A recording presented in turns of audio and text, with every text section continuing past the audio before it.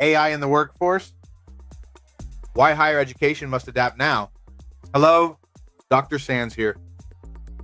In this video, the focused discussion is not whether artificial intelligence will impact the workforce, because it already has. The real question is whether higher education is evolving fast enough to prepare students for that reality. Table of content. Blueprint overview, project schematic. As we continue, I want to provide a clear roadmap of where we are going as we dig into this topic. This blueprint represents a structured progression from understanding the current reality to identifying actionable solutions. I've organized this into two primary phases: establishing the baseline and engineering the solution. Phase 1. Establishing the baseline. We begin with step 1, the reality, AI in the workforce. Here, we will ground our discussion in what is actually happening across industries today. This is important because any meaningful conversation about education must start with workforce expectations. Next, step 2, the higher education gap. We will examine the growing disconnect between how students are being trained and what employers now require. This gap is central to the challenge we are addressing. Then step 3, reframing the framework. At this point, we shift perspective, moving away from viewing AI as a threat and toward understanding it as a transformative tool that changes how work and learning occur. Finally, step 4, the 3 pillars of integration. This establishes the foundation for moving forward, focusing on AI literacy, AI augmented work, and ethical responsibility. Phase 2, engineering the solution. With that foundation in place, we transition into solutions. Step 5, redesigning curriculum and assessment. Here we will explore how institutions can practically integrate AI into teaching and evaluation methods. Next, step 6, addressing concerns and finding balance. We will acknowledge legitimate concerns, such as academic integrity and skill erosion, while identifying balanced, responsible approaches. Then, step 7, the stakes, risks versus opportunities. This section highlights what is at risk if institutions do not adapt, as well as the opportunities available to those that do. Finally, step 8, conclusion. We will bring the discussion together and open the floor for dialogue. This framework is intentional. It ensures that we move from understanding to reframing to action. By the end of this session, the goal is not just awareness, but clarity on what needs to change and why it matters. The reality, AI is already here. Artificial intelligence is no longer experimental. It is embedded in everyday workflows, from drafting communications to analyzing data. Organizations are not waiting for perfect policies. They are moving forward and expecting employees to adapt in real time. AI tools in the workplace. These tools are not niche technologies. They are becoming standard workplace utilities.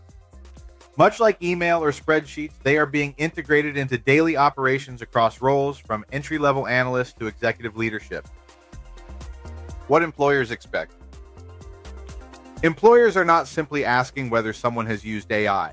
They expect individuals to leverage AI to work more efficiently, make better decisions, and critically evaluate outputs. This is about performance enhancement, not replacement. AI equals the new Excel. A useful comparison is Excel. At one point, it was a specialized skill. Today, it is expected. AI is following the same trajectory, rapidly becoming a baseline competency for knowledge workers. The higher education gap. This is where the disconnect becomes clear. Higher education often focuses on restricting AI use, while businesses are actively training employees to use it. This misalignment creates a gap in workforce readiness. The core problem? When AI is prohibited, students do not stop using it, they simply stop discussing it. This eliminates opportunities for guided learning and results in graduates who lack structured, responsible AI experience. Reframing AI in education. The conversation must shift. AI is not inherently a threat to learning. It is a tool that changes how learning occurs. The emphasis should move from simply evaluating output to understanding the process behind it. Pillar 1, AI literacy. AI literacy is foundational. Students must understand both the strengths and limitations of AI. This includes how to ask effective questions and how to recognize when outputs may be flawed. Pillar 2, AI augmented work. In the workforce, AI is used to enhance productivity.